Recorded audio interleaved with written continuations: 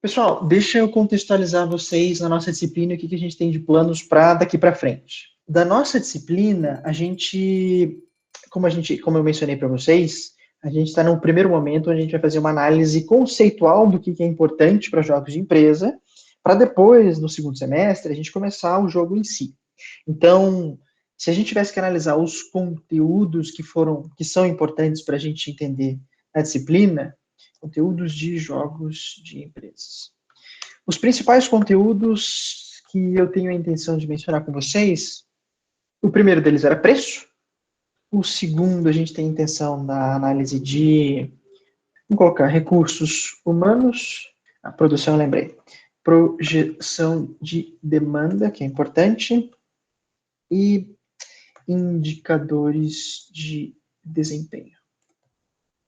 Então, esses são os principais tópicos, né? Claro que dentro deles a gente vai acabar mencionando alguns pontos específicos, mas a princípio esses aqui são os principais. Deixa eu só destacar o seguinte. Opa, não era isso. Do tópico de... A gente vai acabar mencionando quando eu entrar no detalhe, mas eu queria só contextualizar o seguinte. Hoje, então, a tendência é que a gente comece a falar sobre produção e projeção de demanda.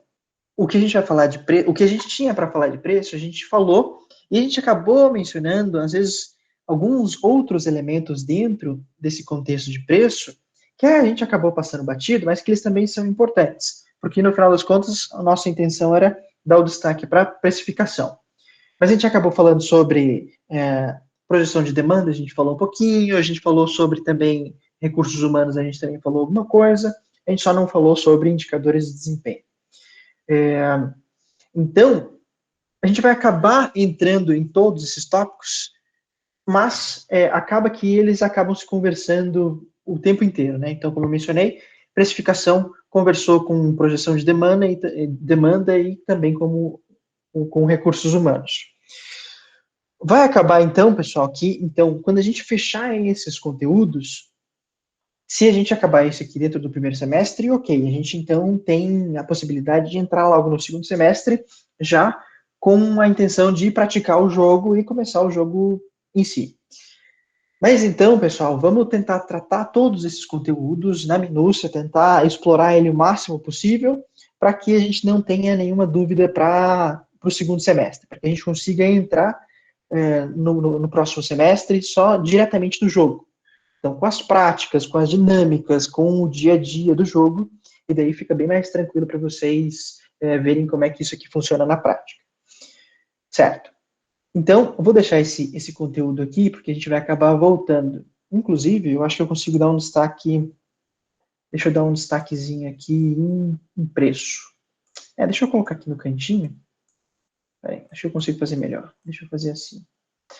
Certo. Deixa eu, então, começar o que eu ia falar para vocês da seguinte forma. Quando a gente falou sobre preço, quando a gente destacou a precificação, vai ter que ser para lá de cá.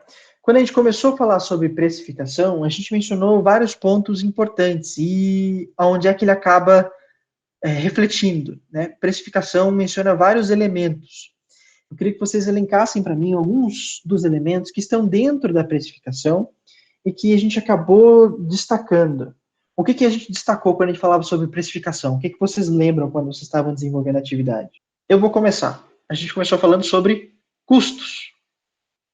O que mais? O que a gente deu destaque quando a gente falou sobre preço? Professor, desculpa, deu uma cortada aqui para mim. Você pode repetir, por favor, a pergunta? Eu quero saber quais são os elementos que acabam entrando em precificação que a gente mencionou e que vocês lembram quando a gente estava fazendo a atividade de precificação. O que compõe a precificação quando a gente pensa no dia a dia de uma empresa para a composição do preço? Ah, sim, entendi. Então, eu posso falar, assim, do nosso caso, né? Por exemplo, como exemplo, né? Então, a gente tem, por exemplo, o preço do produto acabado, né? Já que nós não fabricamos nada.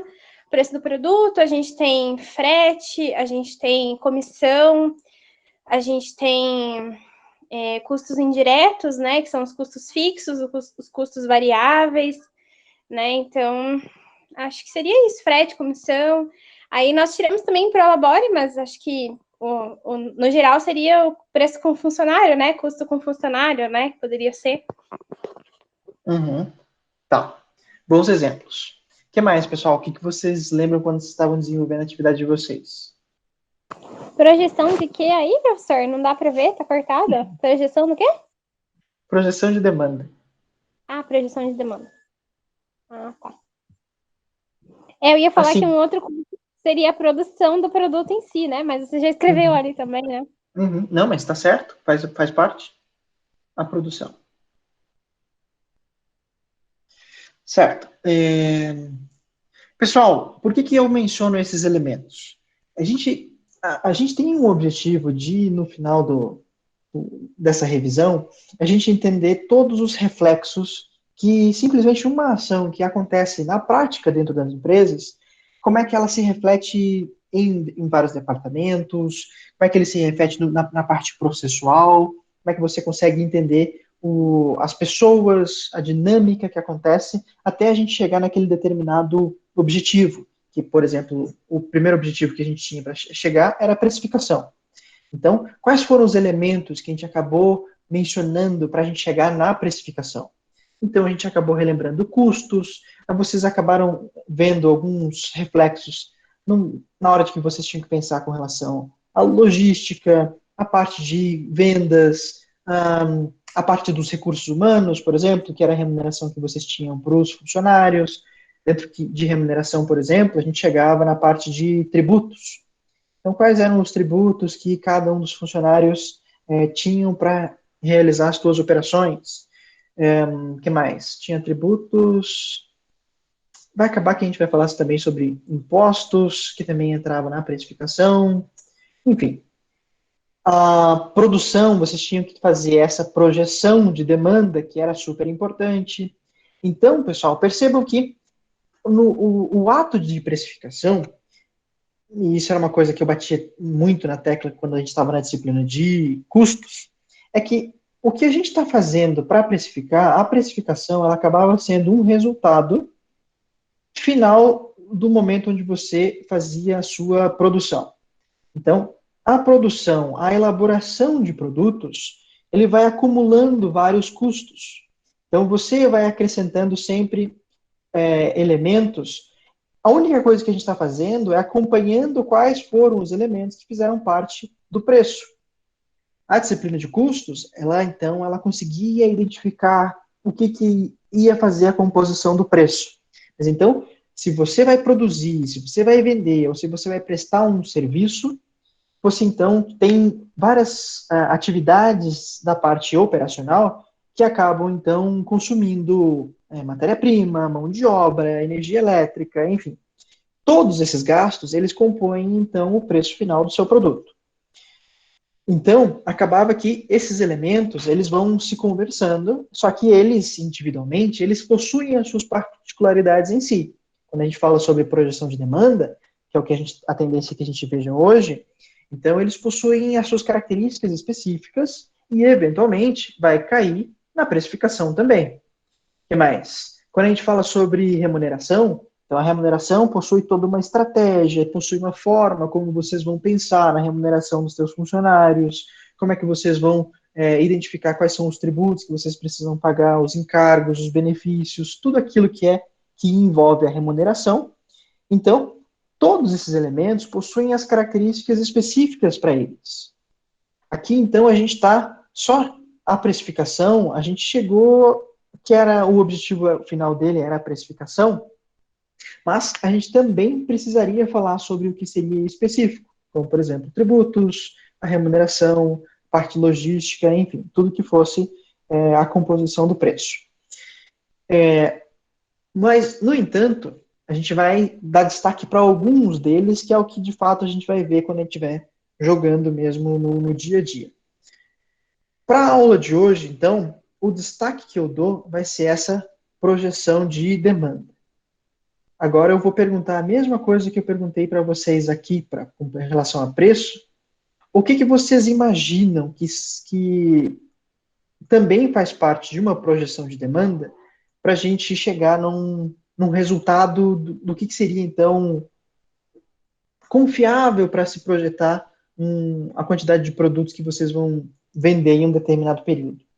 Quais são os elementos que vocês precisam saber para fazer uma projeção de demanda? O que vocês acham? Do nosso grupo, professor, eu falo que para nós foi um pouco difícil isso da demanda, assim, de fazer essa projeção da demanda, né? Mas eu acho que um item que foi até o meu argumento, né? Que foi a gente conhecer um pouco do mercado, né? Então, aí eu falei que eu acho que. O senhor lembra, né? Que a gente falou que a gente vai vender pelo Shopee, né? Então, aí eu já vendo pelo Shopee. Então, eu conheço um pouco da plataforma, eu sei como funciona.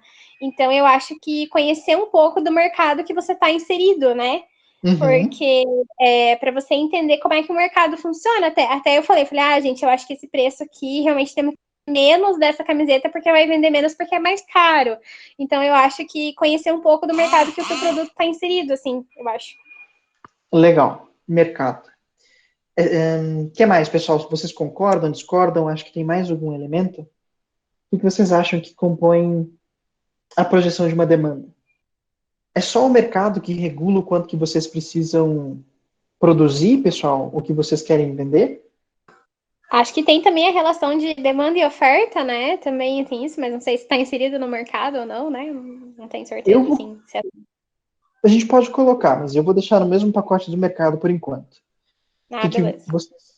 Tá. Pessoal, existe algum outro elemento que configura, então, a projeção de demanda? O que você vai vender? Essas projeções. O que mais que... Como é que eu posso dizer? O que mais que vocês precisam analisar para vocês chegarem a um resultado confiável dentro dessa projeção? Perfeito, é o que o Lucas acabou de mencionar ali. Vocês não podem somente imaginar que que o mercado ele está dizendo o que vocês precisam fazer. Se vocês, no final das contas, vocês não possuem capacidades para fazer isso, né? Capacidades aqui incluindo o que o Lucas mencionou, que seria então essa capacidade produtiva, né? Porque afinal de contas, deixa eu até colocar aqui. Vamos colocar o termo, inclusive, aqui o Lucas colocou. Capacidade produtiva. Porque então, o mercado ele está pedindo uma certa quantidade. Se você não consegue produzir, então, não importa o que o mercado esteja pedindo, você vai fazer o que você consegue fazer. Então, esses dois elementos, eles são muito importantes, porque então, de alguma maneira, eles vão incentivar ou não a sua produção. Assim, quando a gente fala sobre o mercado, a gente está falando então que existe uma demanda pelo teu produto. Então você consegue analisar, por exemplo, e é um dos elementos que vocês já devem ter visto, talvez não sei se todo mundo lembra, mas quando a gente fala sobre projeção de mercado, chega em um momento que vocês precisam criar critérios para para você chegar então no que seria o que o mercado pediria para o próximo mês. Então esses critérios vocês precisam, como é que eu posso dizer? Eles precisam ser confiáveis para você. Assim, você pode ir num tarólogo, um esotérico lá e falar assim, não, amanhã vocês vão vender 200 peças de calças, 300 peças de camisa. A pessoa falou. Se você acredita ou não, aí é papel de vocês aceitarem essa projeção. A princípio, é um critério. A pessoa analisou as estrelas, viu na constelação, viu que Saturno com Júpiter estavam em uma sintonia naquele momento, e falou que então você ia vender 200, 300 peças. Aquilo foi um critério para vocês. Só que, claro, né, a gente está dando uma exagerada, mas não deixa de ser uma verdade. Tem gente, inclusive, que leva em consideração aspectos esotéricos para realizar as suas práticas dentro da administração. Não tem nada de errado nisso. Quer dizer, né, não vamos julgar quem faz isso. Embora a gente está aqui para entender que existem outras formas. Dentro do mercado, o que vocês devem ter visto com os outros professores, ou os critérios mais aceitáveis, vocês podem ter analisado, inclusive, o mais popular deles, que a gente vai chamar, então, de uma análise histórica. Essa análise histórica, vocês, então, vão pegar o que a empresa ela já passou em períodos anteriores. Por exemplo, se a gente vai pensar no que a gente vai produzir para o mês de novembro. Então, o mês de novembro, vocês precisam ter uma ideia, uma noção do quanto que vocês precisam produzir para, então, cumprir com a demanda do próximo mês inteiro. Digamos assim, digamos que a gente tem uma fábrica de roupa, já que a gente estava nesse tópico, né?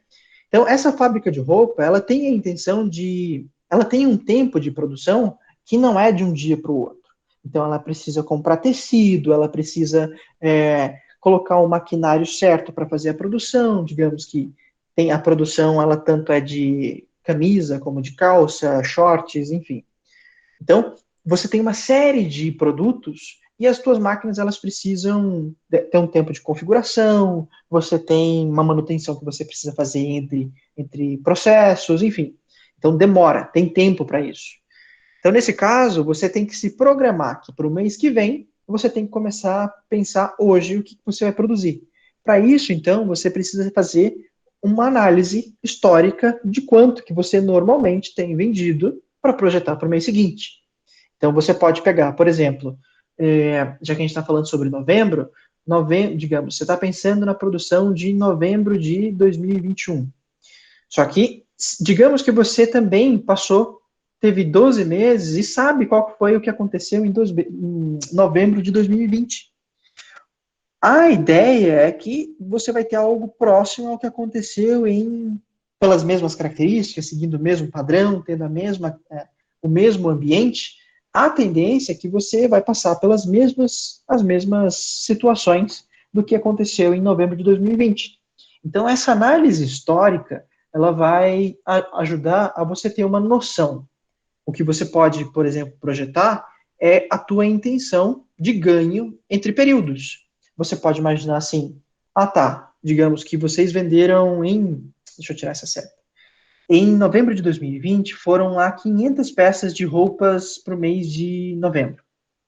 Então, você tem uma ideia que 500 é o teu padrão, só que daí você vai começar a imaginar que você vai ter uma sintonia com o crescimento que o mercado está tendo no Brasil inteiro.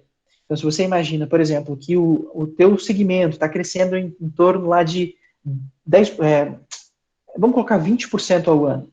Então, 20% de 500, você pode, então, projetar para o mês de novembro de 2021 uma quantidade, então, de 600 unidades. Então, 20% a mais. Aqui está falando de um acréscimo de 20% que está acompanhando o mercado. Então, nessa perspectiva aqui, você acabou de criar um critério para justificar o quanto que você precisa produzir para o próximo mês. Então, você fez uma análise histórica com base no que você já passou em períodos anteriores e você consegue projetar para os períodos seguintes. Então, que mais? Então, essa análise aqui você fez com base em uma perspectiva de mercado. O mercado te deu uma ideia e você já passou por esse mesmo período por essa mesma situação no período anterior, nesse período de análise de novembro de 2020. O próximo passo que você precisa imaginar é essa capacidade produtiva. Qual que é o impacto que você tem ao imaginar o quanto que você consegue ou não produzir para os próximos meses? Digamos o seguinte, digamos que em novembro de 2020, essa capacidade de 500 peças que você fez, ela cumpria, então, com algo em torno de 90% da sua capacidade produtiva. Então, você tinha uma folguinha de 90%. Se você quer manter essa capacidade de 90%, ou você percebe que esse aumento de 100 unidades de um período para o outro, a tua capacidade produtiva ela já não suporta isso, o que você precisa fazer, então? Você precisa, então, de certa forma, aumentar a sua capacidade produtiva. Esse aumento de capacidade produtiva, então, ela também precisa ser planejada com antecedência. Porque, então, a gente está falando que nesse período prévio que a gente está hoje, digamos, em outubro, você começa a pensar assim, então, se eu tiver que comprar uma máquina, se eu tiver que contratar mais pessoas, tudo isso você precisa fazer agora. Então, as pessoas precisam de treinamento. A máquina precisa chegar, ela precisa ser instalada, ela precisa ter um lugar para ser colocada. Então, tudo isso ela precisa ser muito bem pensada com antecedência. Então, a capacidade produtiva a gente não pode descartar, porque é um elemento, inclusive, crucial para você conseguir ou não atender essa projeção de demanda. Claro, óbvio, né, pessoal, que durante o curso de administração, vocês viram e analisaram, leram sobre isso, que a parte teórica, ela aceita tudo. A parte teórica, então, ela aceita que, por exemplo, se vocês vão fazer uma análise de capacidade produtiva, você consegue aumentar isso de um período para o outro, porque o papel aceita tudo, né? Mas a gente tem que considerar que a capacidade produtiva no dia a dia, quando vocês vão estar na prática, já não funciona da mesma forma.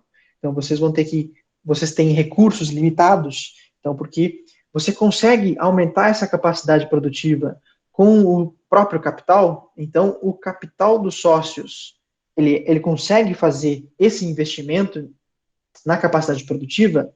Não. Deixa eu colocar aqui, capital próprio. Se o capital próprio não consegue aumentar a capacidade, o que vocês precisam fazer? Então, vocês vão precisar recorrer, então, a capital de terceiros. Então, vocês vão aos bancos e vão falar assim, olha, eu tenho interesse em aumentar a minha capacidade produtiva, então eu tenho interesse de, por exemplo, comprar uma máquina lá de 100 mil reais, e com esse aumento eu tenho eu tenho a projeção que eu vou vender 100 peças a mais. Então eu preciso disso, porque caso contrário eu vou ficar limitado ao que eu consigo fazer. O banco, você libera para mim esse capital? Libera. Então você vai conseguir, claro que daí você, com esse capital de terceiros, você vai ter que remunerá-los com juros depois de um período.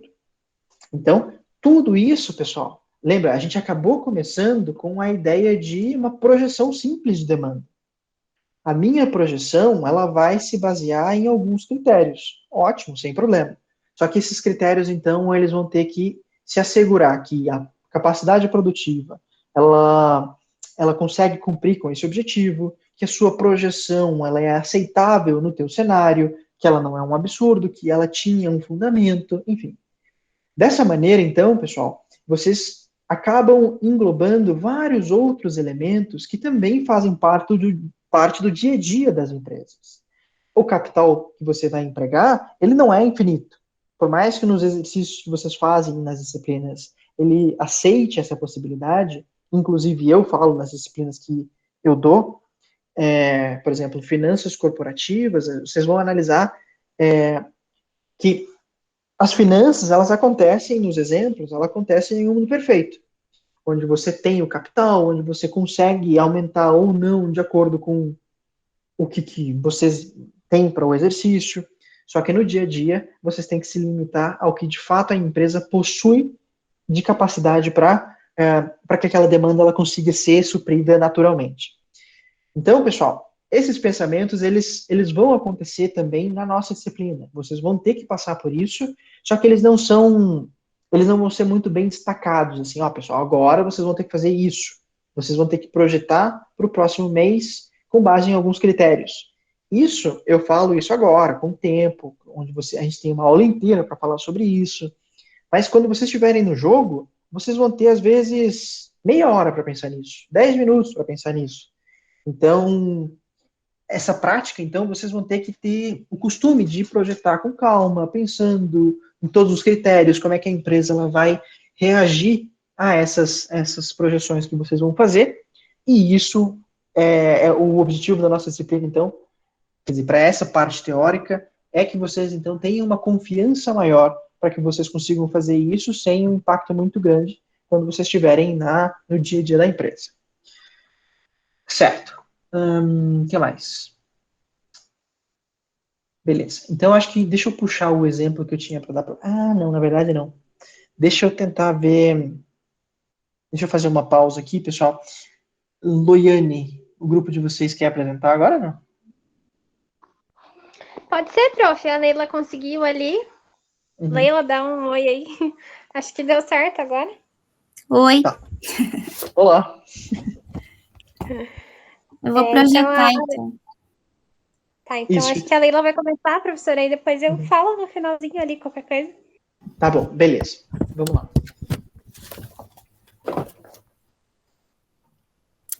Dá para ver? Sim. Tá, então, esse daqui é o nosso trabalho, professor. Nós não produzimos nada, nós vamos só revender. É uma revenda de camisetas. Então, nós temos 3 modelos de camisetas, que é a t-shirt silk, a t-shirt regata e o regatão. Então, para começar, nós pensamos em 50 unidades. Então, seriam 20 da t-shirt silk, 10 da t-shirt regata e 20 da regatão. E aí, a gente colocou os custos ali de cada uma. Nós vamos vender na plataforma Shopee. E aí, a gente colocou aqui também o preço que a plataforma cobra. E também colocamos alguns custos indiretos, como luz, internet, frete, o PicPay, a embalagem, né? A luz, nós ficamos um pouco na dúvida ali, porque nós não conseguimos fazer aquela conta que o senhor ensinou para pegar o quilowatts-hora. E aí a gente imaginou que daria mais ou menos R$60, né? Mas a gente não... Pelaquela conta que o senhor ensinou, ficaria muito cara a luz. Aí a gente decidiu colocar esse valor. Não sei se pode, né? Mas nós colocamos assim. E aí, esses são os valores que nós calculamos que nós teríamos. E também a gente tirou o Prolabore para 2 pessoas. Né? Primeiro, nós havíamos pensado em tirar para 5, como a gente está em 5, mas como o negócio é pequeno, então não dava. Por isso, a gente tirou 2 Prolabores, pensando que seriam 2 pessoas. Né? Quiser falar mais, Loiane? Então, eu não sei se deu para entender muito bem ali o total com frete ali, no caso, né? A gente somou, então, o total dos produtos, né? Que foi o 784 ali, mais o frete, né? E aí é o 36,50 ali. Porque aí funciona assim, essa fábrica é uma fábrica de Brusque, né?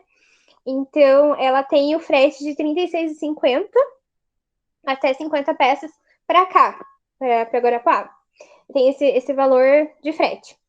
Aí, acontece assim, se você paga à vista, boleto, Pix, não tem acréscimo. Mas, imaginando que nós vamos ter ali um prazo de 30 dias ali, eles cobram 3%. Então, você tem que fazer pelo PicPay, porque eles não aceitam cartão de crédito, eles aceitam só PicPay. Então, aí, no caso, eles cobram 3% desse valor total. Então, ali na fórmula, ali, se quiser clicar ali em cima, Leila, do 24 ali, a fórmula dessa, então, é esse valor. A gente usa esse valor com o frete, né, o 784 mais o frete, para a gente chegar nesse valor de 3%. Então, é uma explicaçãozinha ali que eles fazem. Não, em cima do 24, Leila. Do 24 ali. Então, a gente tem 3% desse valor total que o PicPay cobraria, né, de nós. E ali os outros custos, como a Leila falou, nós estimamos, né, por cima, enfim. Aí nós chegamos ali no rateio de cada peça, né, no valor assim do rateio. A gente somou, então, o custo unitário da peça mais o custo do rateio, né? Tivemos ali, então, a fórmula do custo unitário ali, dividimos pela quantidade. Foi ele que eu comentei, professor, que eu esqueci de dividir pela quantidade ali. Aí tava dando um valor muito alto, assim, eu esqueci de dividir pela quantidade. Então, aí deu certo, né, o custo unitário. Então, a gente acrescentou, né, os 12% da comissão, e ali nós jogamos uma margem, né, de 20 e pouquinhos por cento, né, em cima de cada unidade de produto, né. Obviamente que essa margem a gente poderia mexer, né, do jeito que a gente quisesse, mas aí, como eu falei na hora, né, eu falei, olha, eu acho que esses valores aqui são valores que a gente consegue vender bem tranquilamente na plataforma, né, eu conheço, sei como que é, então consegue vender bem tranquilo, né. Então, inicialmente, a gente tinha comentado dos 50, né, como a Leila falou ali, das 50 unidades, né, pelo menos pelos primeiros meses, né, por ser um negócio novo, né, Então, depois que engrenar mesmo, a gente tiver várias avaliações, assim, realmente dá para vender bem mais, assim, a demanda aumenta, você tendo avaliações positivas e tendo atendimento bom na plataforma, você vende mesmo, sabe? Então, mas para iniciar, a gente pegou, então, uma quantidade um pouco menor, né, 50, mas acho que seria isso. Aí ali do lado a gente fez ali, se quiser arrastar um pouquinho, a DRE, né? Então a receita, o custo, as despesas e o nosso lucro ali, que inicialmente não seria, né, muito alto, né? Mas aí realmente são coisas que. Esse negócio da demanda foi o que eu falei, é um pouco difícil de estimar. Mas eu coloquei esse valor 50 com um valor bem baixo, assim, mas acredito que a gente poderia vender mais, sabe? Então, né, aumentando a demanda, aumenta, né? Aumentando, né, o que a gente vende, né? A quantidade que a gente vende mensalmente, né? Ah, esses valores são todos mensais ali, tá? Então, acho que por enquanto seria isso. Aí nós, como a Lélia falou, a gente pegou um Prolabore ali também, né? Obviamente que o nosso negócio é um negócio bem mais simples, né? Nós não vamos produzir nada, nós estamos apenas revendendo, né? Mas eu acho que, como eu comentei, eu acho que hoje em dia a gente tende a ver muito mais negócios virtuais, né? Ainda mais para o pequeno empreendedor, né? Começar, que é uma coisa que não existe um investimento muito alto, né? Então, ali, por exemplo, deu os 821, né? Mais os 24, ele foi o que a gente gastou total ali, né? Então, é um valor que a gente poderia facilmente dividir entre duas pessoas, né? Então, estando como exemplo o nosso negócio, né? Mas acho que seria isso, professor. Se alguém tiver alguma dúvida, pode perguntar, a gente está à disposição. Não sei se as meninas querem complementar alguma coisa. Acho que a princípio seria isso mesmo, né? Vocês já explicaram certinho como que foi feito os cálculos. Tá, legal. Pessoal, então, só para destacar algumas coisas que a gente já viu, que vocês apresentaram também na aula passada, só alguns pontos importantes. E a gente vai acabar também trazendo esses elementos, inclusive há um momento oportuno para falar sobre isso, porque as meninas acabaram mencionando que elas possuem alguns, acho que, não sei se eu consigo voltar na minha projeção aqui. Bom, acho que consigo. Acaba que, pessoal, em alguns momentos vocês vão chegar numa constatação que tá, mas os meus, acho que para retomar a apresentação, agora sim. Vocês analisaram os custos de vocês e percebem, como as meninas falaram, que vocês podem lucrar mais com quantidades. Vocês já devem ter ouvido isso em alguns momentos durante o curso de vocês, que vocês percebem que vocês têm economia de escala. A ideia, então, é que se você consegue comprar e vender mais, a tendência, então, é que economicamente fica mais viável para você, você tem um lucro cada vez maior. Então, essa economia de escala, deixa eu colocar o D que é importante, economia de escala, a tendência, então, é que ela traga vários benefícios. Só que o principal problema é que você está gerando estoque. Então, imagina que então você compra muita matéria-prima, você compra muitos insumos. Quando vocês vão colocar isso para a produção, se vocês não venderem o que vocês produziram, então chega então que no final do período você vai ter um estoque parado sobre aquele determinado valor.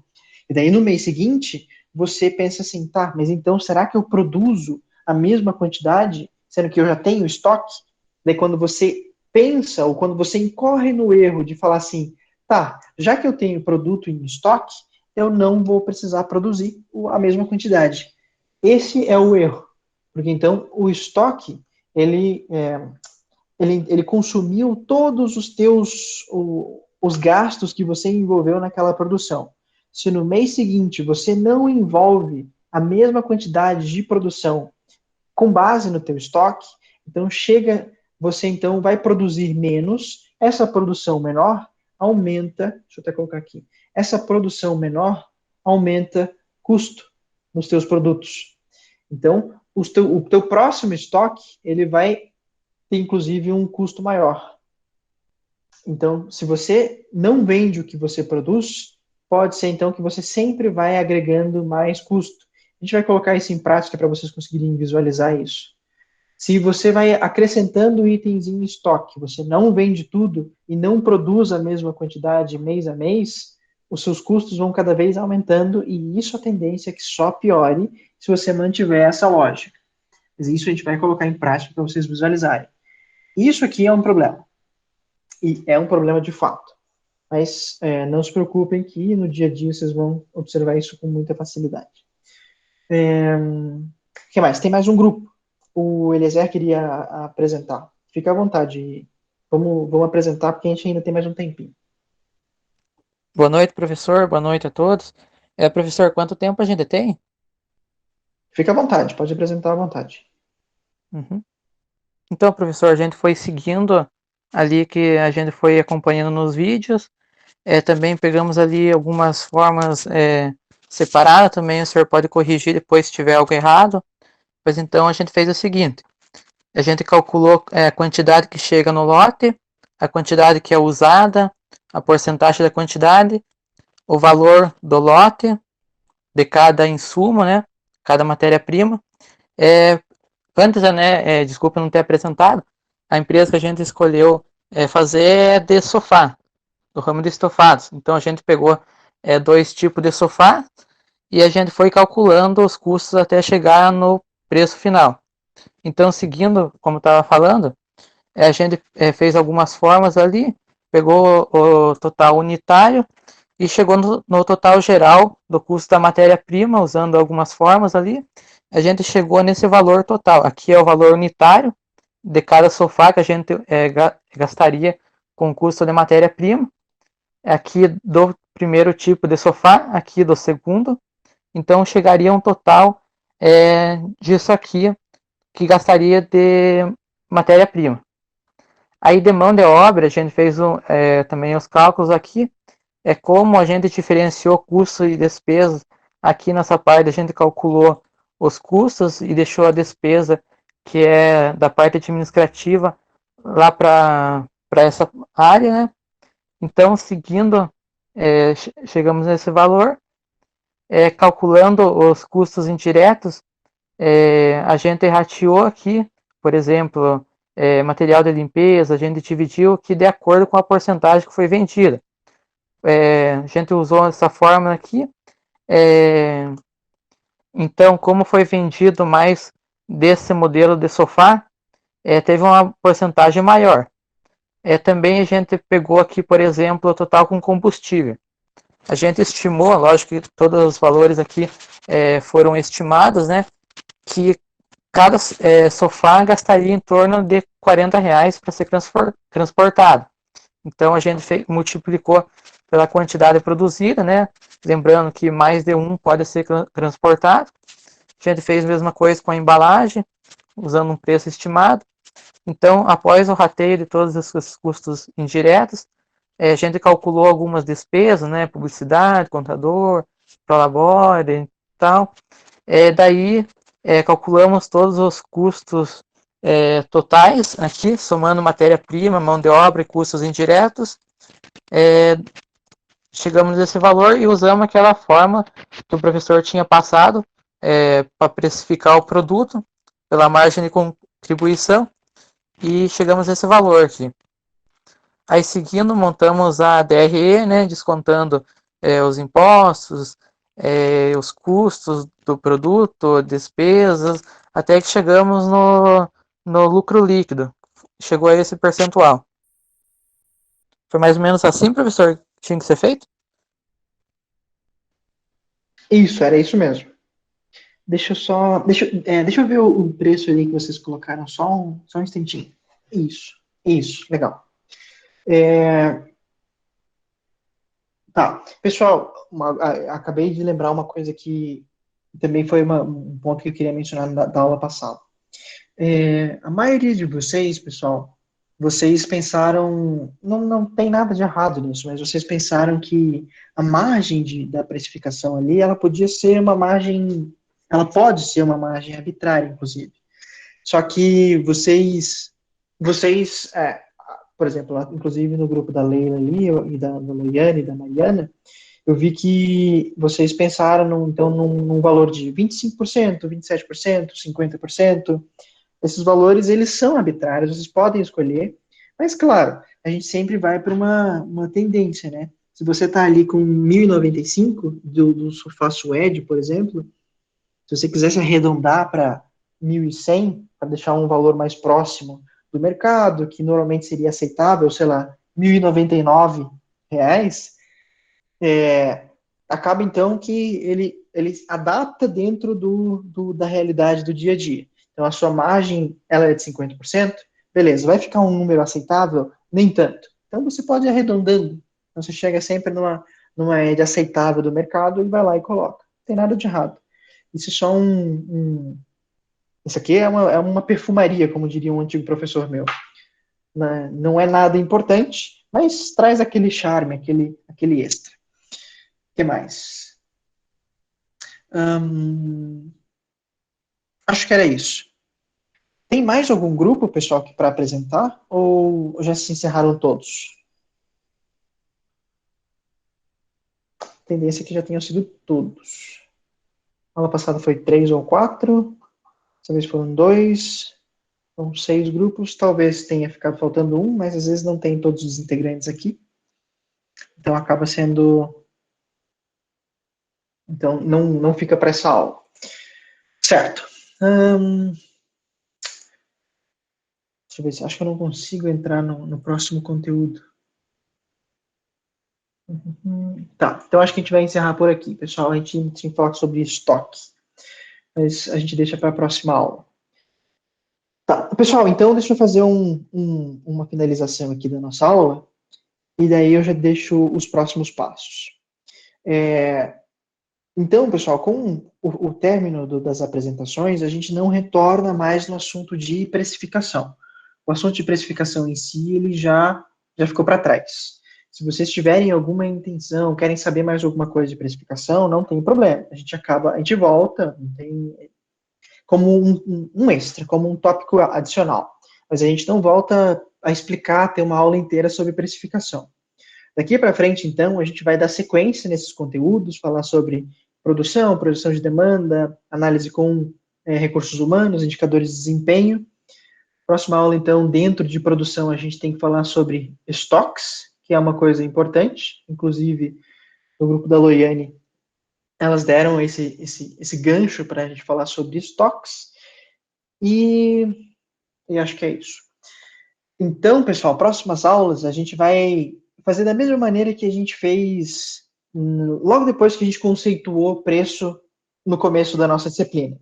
Então, próximas aulas, a gente ainda vai fazer mais alguns exercícios, a gente vai colocar essa projeção de demanda, a gente vai colocar no Excel, a gente vai tentar colocar isso de uma forma mais prática. Então, próxima aula, eu vou fazer alguns exemplos de projeção de demanda, a gente vai colocar isso no Excel. Se vocês, de novo, se vocês tiverem a possibilidade, tragam ou fiquem próximos de um computador, tenham uma possibilidade de ter uma planilha com vocês, porque daí a gente vai, então, colocar isso aqui no Excel para vocês entenderem melhor isso na prática. O que mais? Então, Excel é importante, próximos conteúdos, e acho que é isso. Eu não vou passar nenhum exercício para casa para vocês, talvez eu passe leitura para vocês entenderem um pouco melhor sobre projeção de demanda.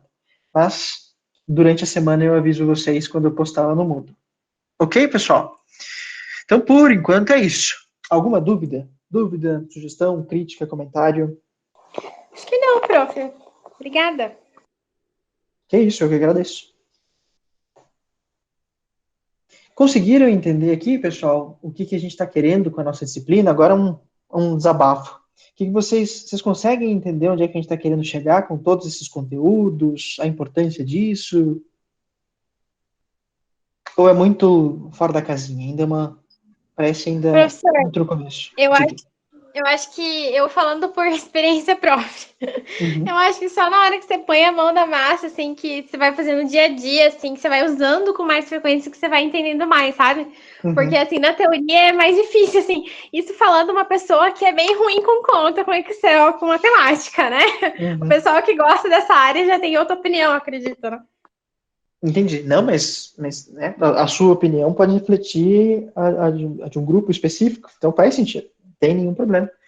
Vamos fazer mais exercícios, acho que isso é muito importante também. Pessoal, falando em exercícios, alguma dificuldade em mexer no Excel? Eu acho que, pelo que tenho visto, acho que não, a maioria de vocês tem saído muito bem no Excel. Tenho visto que, acho que vocês têm praticado, já têm um domínio um pouco maior sobre a ferramenta, isso para mim me deixa muito orgulhoso. Mas se vocês tiverem alguma dúvida, pessoal, perguntem. Como é que você fez tal fórmula? Como é que a gente chega em tal resultado? Fiquem à vontade. Mas a ferramenta, então, o Excel é tranquilo para vocês. Vocês têm domínio ou alguma dúvida? Perguntar para mim se eu tenho dúvida, eu vou te responder sempre, professor. Aquela. Mas eu acho que a gente acaba pesquisando muito no Google, assim, para fazer as fórmulas, porque eu, particularmente, sempre esqueço como é que faz as fórmulas, eu pesquiso muito no Google, assim, mas acho que vai se virando, assim, mas quando tiver uma dúvida mais pontual, assim, eu te mando, sempre estou te enchendo o saco, né? Enchendo o saco não, contribuindo Eu, com o crescimento intelectual. eu, Diga lá, Alessandro. no caso, tipo assim, eu ainda tenho umas dúvidas a respeito da elaboração de umas fórmulas mais complicadas no Excel, mas para a disciplina, no que a gente está usando na disciplina, por exemplo, o que eu usei na última atividade, eu estou indo bem. Então, se continuar nesse nível, tipo, de complexidade, assim, das contas, digamos, para mim, creio que vai ser tranquilo essa parte. Só se for complicar muito depois, né? Não, inclusive eu acho que a gente vai permanecer nessa lógica. Porque a minha, acho que pelo menos isso acontecia comigo na época que eu estava na faculdade e eu tive a disciplina de jogos de empresa. A disciplina em si, ela pede o básico do Excel, mas tem gente, inclusive, que tem dificuldade no básico, não trabalha o dia inteiro com planilha, não tem a prática com Excel, enfim, então acaba sendo um pouco trabalhoso. Mas no final das contas, conhecendo o básico do Excel, as funções de soma, multiplicação, como fixar uma certa fórmula, sabendo disso, é 90% do caminho andado. A gente não vai precisar mais do que isso para nossa disciplina. E claro, se a gente for eventualmente quiser fazer uma análise maior para melhorar o desempenho de vocês, daí vocês vão ter que começar a fuçar um pouco mais, como a Loiane falou. Vocês vão ter que ir atrás no Google para ver como é que alguma fórmula é feita e tal, ou então, se quiser, pode me perguntar, porque Excel também eu janto Excel todo dia. Então, Professor, já que diga. você deu o gancho ali, né? Eu vou te perguntar então, porque eu no trabalho a gente usa muito LibreOffice, e LibreOffice é uma chatice. E eu já Uhum. não lembro mais como é que trava a célula para não sair, sabe? Como é que trava? Eu já não lembro mais. Travar, tipo, congelar um painel ou travar a fórmula para ela não. Quando você for passar para as outras, ela não ter nenhum problema? Isso, congelar a célula para tipo a fórmula não desconfigurar, ficar daquele jeito assim. Tá, deixa eu. Coincidentemente, eu tenho um Excel aberto aqui. Que absurdo. Que beleza. Digamos que você vai fazer. Você quer fazer uma multiplicação e daí você vai colocando vários valores diferentes. E daí você quer que, por exemplo, a multiplicação seja tudo por 100. Você quer multiplicar tudo por 100. Deixa eu colocar isso para baixo aqui. Você vai chegar nessa fórmula, no que você quer travar, no que é o caso esse C3, e você aperta F4 no teclado, né? F4. Apertou F4 no teclado, ele vai aparecer essas duas cifras, né? Ao redor da linha e da coluna. Então, a coluna C aparece uma cifra antes e a linha 3 aparece uma cifra antes do 3. Daí, se você quiser fixar, eu quero fixar a coluna. Não, eu quero fixar a linha. Então, viu que mudou ali, agora ficou só a linha. A coluna, então, ela acaba movimentando. Ela não está travada. Você aperta F4 de novo, ele vai travar só a coluna. Então, a coluna está travada, as linhas não. Mas aí, se eu inserir o cifrão ali, tem o mesmo efeito, será? Tem o mesmo efeito. O F4 é só um atalho. Mas se você colocar o cifrão, ele funciona do mesmo jeito. Então, é um cifrão entre o C e o número, então. Ah, tá. Entendi. Beleza. Ele é sempre antes. Se você quer travar a coluna, você coloca antes da letra. Se você quer travar a linha, você coloca antes do número. Ah, tá. Aí, no caso, você travou a linha e a coluna. É isso, eu travei os dois. Então, o 100 está travado, esse 100 aqui está travado. Se eu copiar e colar para as outras linhas, ele vai sempre travar no 100. Olha lá. Ah, entendi. Beleza. Aí, no caso, então, se eu for travar a coluna, eu coloco, então, entre o C e o 3. A coluna, você fica assim, você coloca sempre antes. Você travou a Ah, coluna, antes. você quer travar a coluna, então coloca o cifrão antes da letra. Ah, tá. Antes da letra. Ah, tá. Porque a Entendi. coluna está aqui, né? A coluna C e a linha 4 aqui, né? C e o 4. Opa, 4. C. Antes da linha. Ah, tá. Beleza. E daí, por exemplo, se você colocar aqui a linha 3 e passar para baixo, vai ter o mesmo resultado, porque você travou a linha. Só que se você copiar isso aqui e colocar para a próxima coluna, ele não travou. Ele foi para a próxima coluna. Entendi. Não, é que você comentou ali, né? A gente usa todo dia o LibreOffice, assim, para controlar a planilha, assim, no trabalho. Mas a gente acaba não mexendo com fórmula. A gente usa o LibreOffice, assim, para classificar. Então, a gente não usa fórmulas, né? Que o nosso serviço, pelo menos a minha parte, é mais conferência, assim, de listas e listas de aluno, infindáveis, enfim, coisa assim, sabe? Mas aí, no caso, eu acabo querendo, às vezes, travar um dado na coluna e quero puxar tudo, assim, para esticar por 700 e tanto, sabe? Aí eu sempre tenho problema. Mas obrigada, professor, obrigada mesmo. Vou tentar ver se funciona no LibreOffice a mesma coisa, porque é uma chatice, né? Mas obrigada, professor. Não, o LibreOffice é complicado mesmo. O Excel também não é nenhuma fluxicheira, ele também tem vários probleminhas. Mas você falou você trabalha com texto, às vezes juntar matrícula, essas coisas. Tem, digamos assim, vamos colocar alguns nomes aqui. Vamos colocar a Leila, a Mariana e a Luiane. Daí eu quero, e coloca o sobrenome. Então, professor, que nem no meu caso, assim, a gente trabalha com programas de iniciação científica. Então, eu tenho 4 programas diferentes. Aí, eu tenho 800 alunos no total, sabe? Mas a maioria dos alunos, tipo 500, 600 alunos, são de um programa só. Aí, eu tenho que colocar pro aí que todos esses 600 alunos, assim, sabe? E aí, muitas vezes, eu não consigo. Aí, eu já até comentei com o Rodrigo já que é uma tristeza. Mas eu tento, né? Aí eu tenho que copiar, assim, aí eu seleciono, depois copio tudo, tá? Mas eu vou tentar ver se esse F4 funciona no LibreOffice também, pra ver se dá certo. Que vai facilitar a minha Acho que vida. vai funcionar. Não, funciona. Quebra um baita galho. Quer ver, ó, tem uma funçãozinha aqui que ele serve para concatenar células diferentes, né? Então você tem, por exemplo, nome e sobrenome. Você quer juntar os dois para o nome completo. Então tem a função concatenar. Você vai juntar células. Então ele vai juntar esses dois textos, que está nas duas aqui.